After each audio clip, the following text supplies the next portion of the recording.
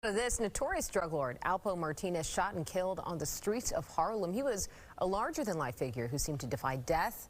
Fox 5's Lisa Evers goes over who he was and why he might have had a long list of enemies. He was one of the city's most notorious drug dealers, famous since the 1980s for his murderous ways and mountains of cash and drugs, immortalized in dozens of rap songs and the movie Paid in Full. But it all came to an end for Alpo Martinez right here on the streets of Harlem, right where it all began. These are exclusive photos of Alberto Alpo Martinez on previous visits to Harlem in recent years. But his latest visit turned out to be his last. On Sunday, about 3:20 a.m., police were called to Frederick Douglass Boulevard near West 147th Street. A dark red pickup truck crashed into parked cars. The driver was shot 5 times in the chest through the car window and killed. I heard 5 shots, one and then four consecutive shots after that.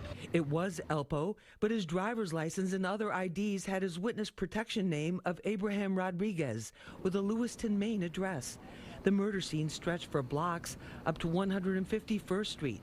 Alpo had been given a new identity when he was released from a Colorado Supermax prison in 2015 after serving more than 20 years for 14 murders. But instead of lying low, he couldn't seem to stay away from New York. He's been seen riding around Harlem most of the time. You know, he's been seen down in Harlem a lot. In addition to the murder convictions, Alpo was widely believed to have turned on many of his former associates in order to shave years off what could have been a life sentence. There is no shortage of people who may have wanted payback. Other than him being who he is, there seems to be a thing with guns going on that everyone's, you know, it's getting out of hand with the guns.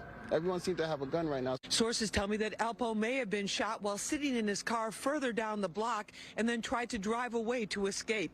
Investigators will be looking at forensic evidence as well as surveillance video to get a clearer picture of what really happened. In Harlem, I'm Lisa Evers, Fox 5 News.